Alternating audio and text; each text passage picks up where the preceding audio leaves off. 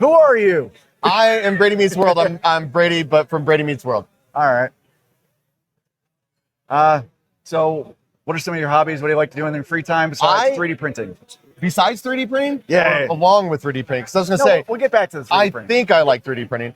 No, so like I'm a dad, right? And I love going to theme parks. I love anything tech, like we just had here a few minutes ago. Yep. Yeah, so I love tech, and so like anything nerdy I like to get into. So it's my thing. I'm an out of the closet nerd. Awesome. And so you're known as the Fidget King. Yes.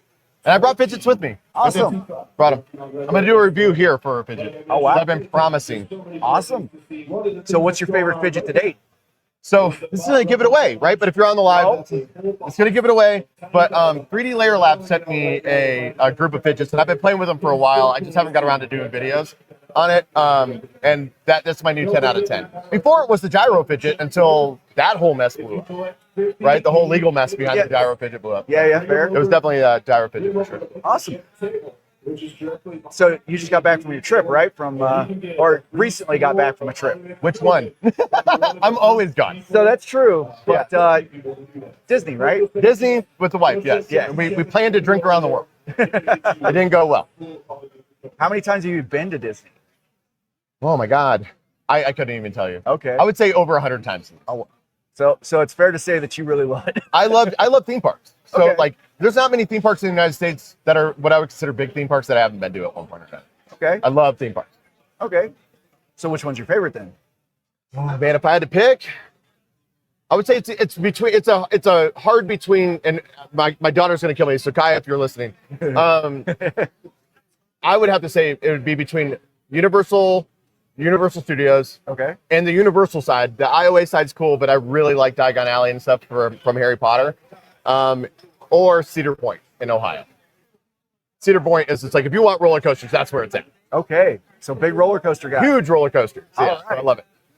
So what's maybe a park or a destination that people may be sleeping on? They're not aware of it. Legoland, California. Legoland, California. People think it's for kids. Legoland, California is absolutely one of the greatest times for adults and kids together, and nobody goes to it. It's like just dead as a doornail. That and Discovery Cove in Orlando, Florida. Okay. It's imagine if you were to take SeaWorld and take an aquarium and put it in the ground, Yeah. right?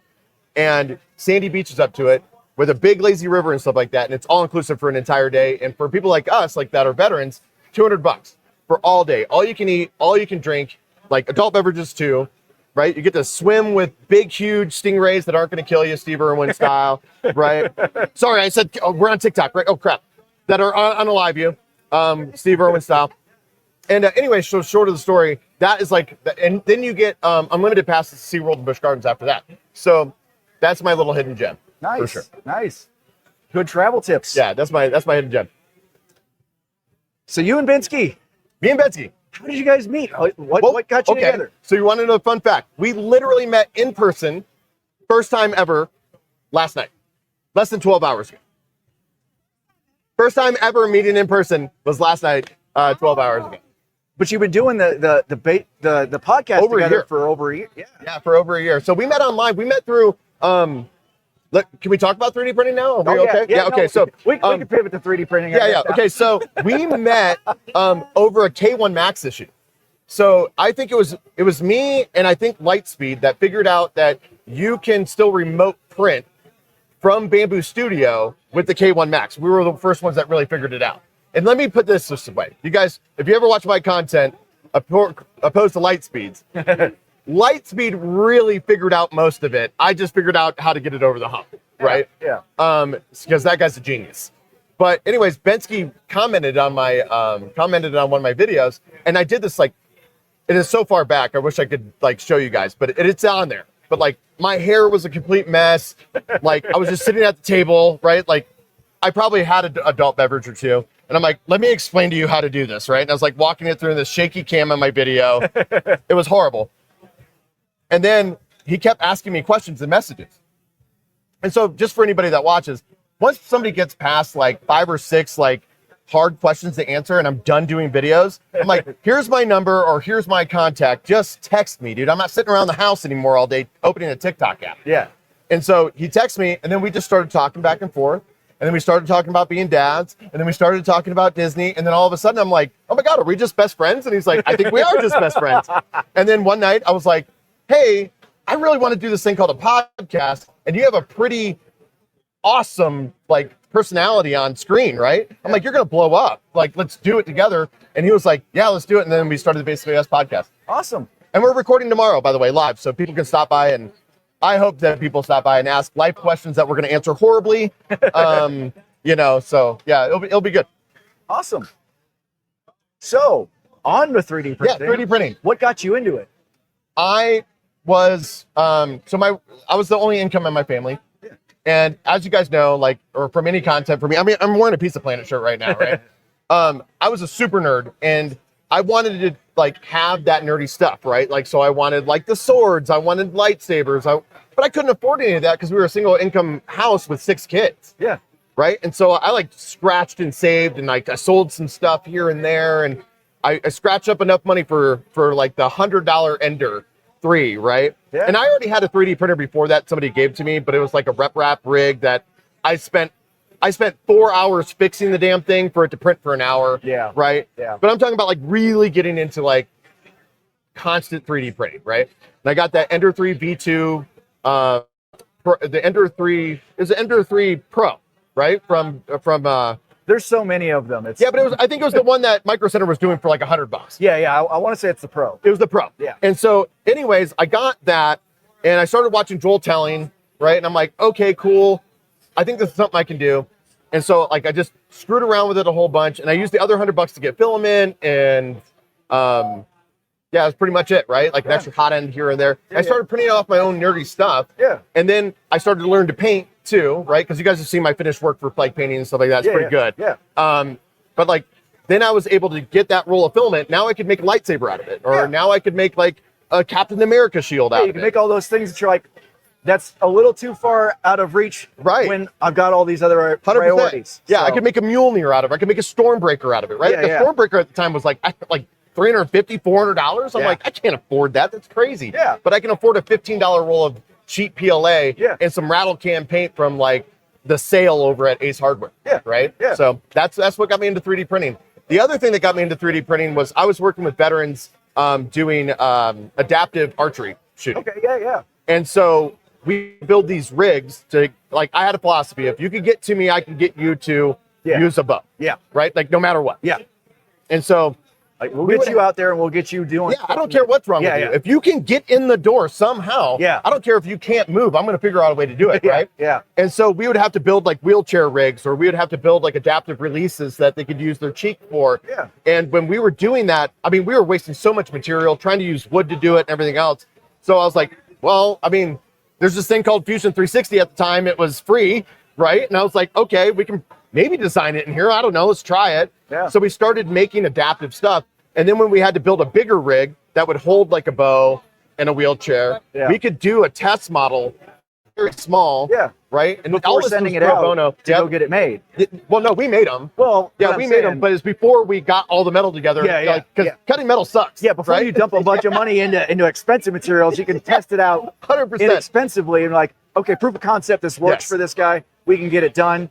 Let's do it full scale. So now we can do it. And you can do like tolerances and stuff, right? And so we did that, and then we started building wheelchair rigs. And like, matter of fact, if you see Wounded Warrior, somebody like that's in a wheelchair that can't hold the bow, you'll see our rig there.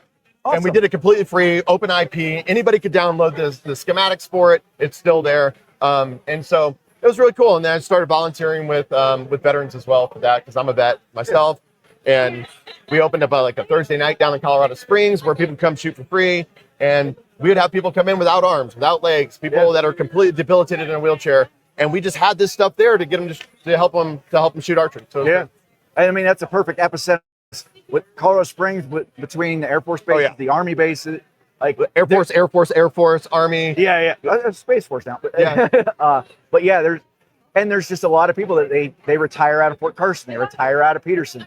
Like, they love the area and they're like, I want to be outdoors. Yep. And now they have an outlet to do that. That's awesome. And 3D printing made it for us to be able to keep it free. Yeah. Right? Like, if we had to start charging for that stuff and everything else, just to try to keep afloat, you know, people would donate metal. Yeah. but metal's expensive. So we would have a very finite amount of metal to be able to use. So us 3D printing it was a lot easier before we got into the metal stuff. So yeah. That's awesome. So that's how I got into it. Awesome. And it's been downhill, uphill. I don't know. If you guys watch my content, tell me later. I don't know. Yeah, a little bit of both. And then I went through a rebrand. Obviously, you know, I was like Brady Prince or something like that, I think, for a while. But then I realized, like, as you start to grow on social media, people are more curious about not just one thing. So it's like about multiple. So that's when I got into the tech travel and everything else like that. Awesome. Yeah. What else you got? Come on, bring it. Ask the hard questions. It's like, let's make it like an interview. Let's do it. Yeah. So what advice do you have for those new creators out there that are looking to break into getting an audience? And like TikTok, post consistently. Post consistently. So any social media, you got to post consistently. Like that's 100%. Like if you're going to take a break, then actually just take the break. Don't post during the break or anything else like that. Literally just take a break. Look for messages when you have like Buddy or Bearded like hitting you up like, hey, where are you, bro? Just want to make sure you're all right. Yeah. Right. But you got to take a break and then get back to posting consistently again. And consistently could be once a day or, you know, on Monday, Wednesday, Friday. It doesn't matter. You got to be consistent about it. The second thing is I tell everyone this, and is that when you start making a video, and you start making videos, you're going to just kind of like scatter plot them, right? Yeah. But then once you get a video that hits, right? So you're like that 2,000, 3,000 views, double down on that video, right? Continue that same trend for a little while you're getting followers, right? And anybody can get 1,500, 2,000 views. Anybody can, right? And if as long as you're posting consistently, right, one of them are going to hit. And then when that hits, look at your hashtags, look at when time you posted it, and look at the content, right? More than likely, first 3 seconds, first second and a half is what hooked everybody. Yep. Right? I can right now go do a video, and I don't have that many followers. I think I have like 22,000 followers, right? It's not that many.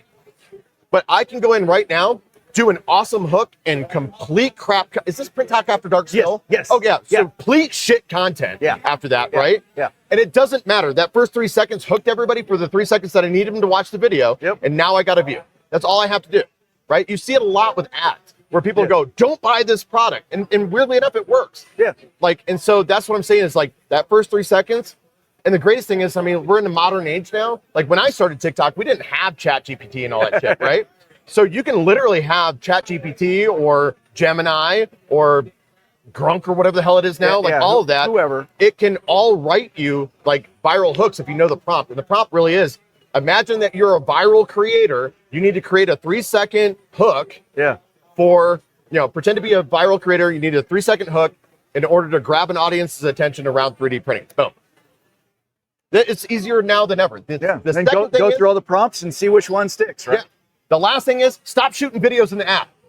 Stop shooting videos in the app. Oh, yeah. Like if you take anything away from this, stop shooting videos in the app. Yes. Shoot them on your phone, do it in CapCut, get the proof, and then post to all whatever content you want anywhere. Yep. Right? Like it's the dumbest thing in the world. I don't know why people do it. And more importantly, when we've all had that issue of like, we've all seen somebody like, oh, I lost all my drafts, or oh man, I got this video all edited down and now it all disappeared. Like, that won't happen if it's not in, like, 100%. Take it out. Now, here's the other one, too. And I'm sure you guys all know this, right? Like, I'm sure everybody that does social media knows this. Is that stop spending so much time on editing the video and trying to make it like this YouTube quality video. It's TikTok, right? Nobody gives a shit. Yeah, fast. Right. And then the last thing is, if it's in the cards, get an Osmo Pocket 3. Yeah. A mic and an Osmo Pocket 3. Like Bensky has right here. Yeah. And like we're actually being on right now. And we're on a Pocket 3 right now. Yeah. The difference is, if you guys want to look here, Bensky has an NDL filter on his, which you guys should have on yours. I'll send you one. Tech. I'll have to swing by and grab it. Tech, yay! But yeah, so I would say that, like, invest in a good camera. Mic system, like, I would rather have somebody have like a 420p camera. Yeah. And have a good mic. I can't tell you, like, if anybody has been watching anything like Joe Rogan, if you watch his early podcasts, the audio quality on them is horrible. And I that actually made me stop watching. Yeah, you can't watch it. Because the audio was so terrible. Yeah, it's so bad. Like, again, Make sure you got good audio.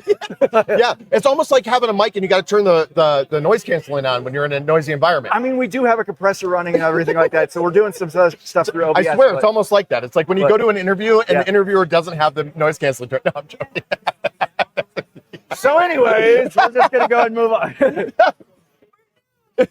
What else you guys got? Come on. Well, I think that's about it for me. What is, anybody in the audience have any questions for him? You don't have to save it for when he does his podcast. Yeah, you don't. You can ask me right now, and it could be anything. I don't care. So, except for what I do for work. That's the one thing I will never disclose. Yeah. It's TikTok. That's what I do for work. Yeah. Is everybody all good? And hi, everybody if that's watching. Is everybody here that's watching, though? I mean, like, are people just walking around on their phone? Oh, cool. Yeah. Cool. All right. Well, I'm gonna go bum around and go cause some trouble. All right. Thank you very much. And I can leave my bag here, right? Oh yeah. All right. Thanks. Appreciate it. Thank you guys for the badge. See you guys.